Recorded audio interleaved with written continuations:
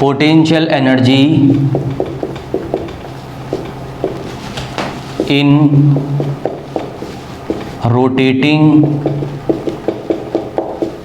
rotating an electric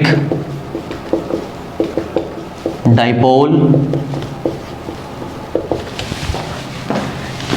placed in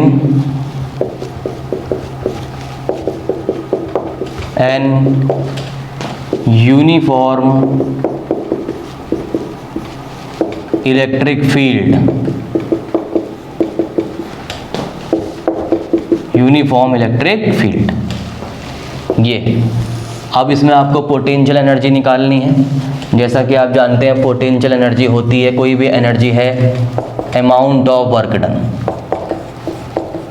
amount of work done होती है। तो यहाँ पे हम amount of work done calculate करेंगे। अपने प्रीवियस टॉपिक में हमने अमाउंट ऑफ वर्क डन देखा है कि जब हम किसी डाइपोल को किसी इलेक्ट्रिक फील्ड में, यूनिफॉर्म इलेक्ट्रिक फील्ड में रखते हैं तो कितना वर्क डन होता है। जो कुछ ये आया था, अगर आपको याद हो, W is equal to PE cos θ1 minus cos θ2। तो आप समझ लीजिए कि इसी डेरिवेशन को आपको दोबारा करना है यहाँ पर। लेकिन जो पोटेंशियल एनर्जी हम दिखाएंगे इस केस में हम क्या करते हैं कि electric field, uniform electric field की डायरेक्शन है और डाइपोल को हम 90 डिग्री से अज्यूम करते हैं मैक्सिमम टॉर्क से। ये डायरेक्शन है -q टू +q, किसकी डायरेक्शन है ये? इलेक्ट्रिक डाइपोल मूवमेंट की डायरेक्शन है। तो P और E इस केस में परपेंडिकुलर हैं। यहीं से पोटेंशियल एनर्जी का डेफिनेशन बनाएंगे कि जो हम वर्क डन निकालने वाले हैं, इस वर्क डन को जब हमने निकाला था तो वर्क डन को निकालने के लिए हमने दो एंगल चूज़ किए थे कि जो डाइपोल यूनिफॉर्म इलेक्ट्रिक फील्ड में टॉर्क का एक्सपीरियंस कर रहा है P sin थीटा का, वो किसी पर्टिकुलर एंगल से दूसरे एंगल तक जाने में कुछ टाइम ले रहा है, उसी बीच में कितना वर्क उसमें किया है। अब यहाँ पर पोटेंशियल एनर्जी जब हम बताएंगे तो हम मैक्सिमम टॉर्क से काउंट करेंगे। इस केस में टॉर्क मैक्सिमम होगा और जो हम पहले डिस्कस कर चुके हैं, और धीरे धीरे घूमता जाएगा, एंगल कम होता जाएगा। P और E फिक्स हैं। साइन थीटा में थीटा की वैल्यू क्योंकि कम होती जाएगी, जैसे जैसे नीचे आता जाएगा घूम के, वैसे वैसे वो वैल्यू कम होती जाएगी। तो हम अपने पहले एंगल का नाम रख देंगे कि 90 डिग्री से हमारा जो डाइपोल है वो घूमना शुरू कर रहा है और फिर किसी पर्टिकुलर एंगल पर जाकर अब ये T टाइम के बाद रुक गया, या हमने वहाँ तक ही नोटिस किया, रुकेगा नहीं, हमने वहीं तक नोटिस किया और छोड़ दिया, उस एंगल तक हमने नोटिस किया।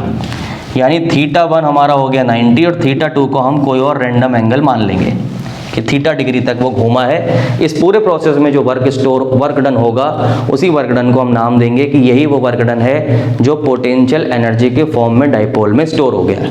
सबसे पहले potential energy, amount of work done, और वर्क डन जो आपने कैलकुलेट किया है उसी को पूरा आप रिवाइज कर देंगे यहाँ पर। तो PE sin थीटा, यहाँ तक आ जाएंगे आप, PE और cos θ1 माइनस cos θ2। पहले इसे ड्राइव करेंगे। कैसे ड्राइव करना है इसको इससे प्रीवियस वाले टॉपिक में एक बार देख लीजिएगा। उसके बाद आपको यहाँ पर वैल्यू पुट करनी है सीधा, since θ1 is 90 degree and θ2 is theta, तो ये हो जाएगा cos 90 degree minus cos theta. तो cos 90 की वैल्यू होती है 0 माइनस cos थीटा, बचेगा माइनस cos थीटा, तो ये हो गया माइनस PE cos थीटा। ये आपकी पोटेंशियल एनर्जी आ गई, किसकी? जो डाइपोल घूम रहा था उसकी, जब वो किसी यूनिफॉर्म इलेक्ट्रिक फील्ड में रखा था तब।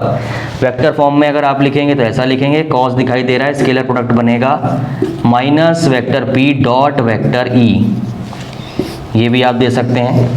तो जो डेफिनेशन है वो आप लिखेंगे, डेफिनेशन की potential energy in rotating N electric dipole which is placed in a uniform electric field is defined as the work done in rotating the dipole from 90 degree to any random angle theta। बस इतनी बात आपको लिखनी है और ये topic आपका over हो जाएगा।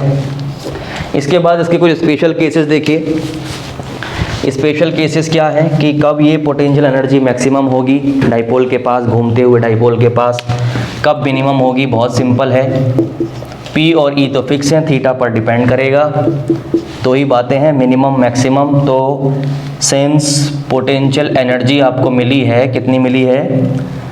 माइनस PE कॉस थीटा, ये तो जनरल रिजल्ट है। तो मैक्सिमम वैल्यू कब होगी? मैक्सिमम वैल्यू, कॉस की मैक्सिमम वैल्यू है +1, कॉस की मैक्सिमम वैल्यू प्लस होने से कॉस की मैक्सिमम वैल्यू +1 0 डिग्री एंगल पर है, ठीक है, और फिर 360 ऐड करते जाएंगे, उसी पर वो आती जाएगी। तो 0 डिग्री एंगल पर अगर है +1, तो जैसे ही आप रखेंगे theta is equal to 0 degree, means vector P parallel to vector E। अगर ये दोनों पैरेलल हैं, इस तरह से हैं, इलेक्ट्रिक फील्ड इस डायरेक्शन में है और उसी डायरेक्शन में डाइपोल भी रखा है इसी इलेक्ट्रिक फील्ड के अंदर, ऐसे -q + q, तो यही डायरेक्शन P की भी है। तो इस सिचुएशन में देखिए क्या हो रहा है, थीटा हो गया 0, थीटा 0 होने से पोटेंशियल एनर्जी हो गई -PE × 1, cos 0 = 1 -P। अब बताइए कि पोटेंशियल एनर्जी जो है ये मैक्सिमम है या मिनिमम? यस, माइनस में जितनी बड़ी वैल्यू होती है वो मिनिमम हो जाती है। ये है पोटेंशियल एनर्जी मिनिमम, सबसे कम पोटेंशियल एनर्जी है। यानी कि अगर इस एंगल को बनाते हुए आप किसी डाइपोल को इलेक्ट्रिक फील्ड में रख देंगे तो वो घूमेगा ही नहीं। क्यों नहीं घूमेगा? क्योंकि घूमने वाली जो एनर्जी चाहिए, रोटेशनल पोटेंशियल एनर्जी, वो है ही नहीं उसके पास, मिनिमम वैल्यू है, सबसे वीक वैल्यू है, इसलिए उस केस में वो घूम नहीं पाएगा। ठीक, आपको एक्स्ट्रा फोर्स लगाना होगा। जैसे आप एक्स्ट्रा फोर्स लगा देंगे तो ये जैसे ही हल्का सा ऊपर या नीचे जाएगा, एक एंगल आ जाएगा। जैसे एंगल की वैल्यू आएगी, कुछ ना कुछ नॉन जीरो वैल्यू आ जाएगी और डिस्प्लेस हो जाएगा, डिस्टर्ब हो जाएगा, घूमना शुरू कर सकता है, तब ऐसा हम बोल सकते हैं।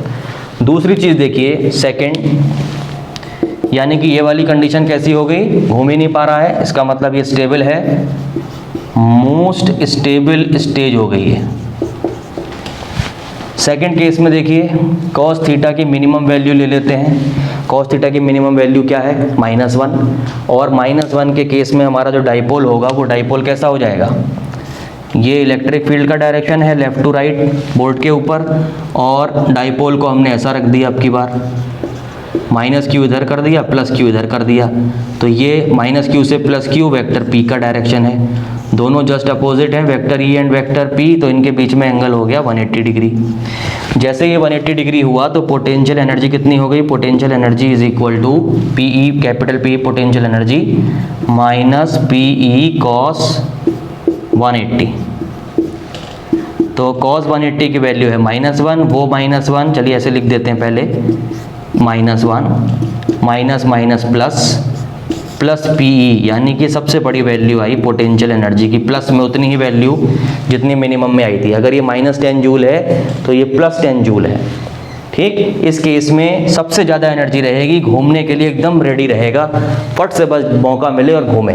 ठीक है, तो इस सिचुएशन को हम बोलेंगे ये मोस्ट अनस्टेबल सिचुएशन है, मोस्ट अनस्टेबल, सबसे ज़्यादा अनस्टेबल इसमें हमारा डाइपोल जो यूनिफॉर्म इलेक्ट्रिक फील्ड में हमने रखा है anti parallel to vector E, वो मोस्ट अनस्टेबल रहेगा। उसकी जो पोटेंशियल एनर्जी है, रोटेशनल पोटेंशियल एनर्जी, वो सबसे ज़्यादा है।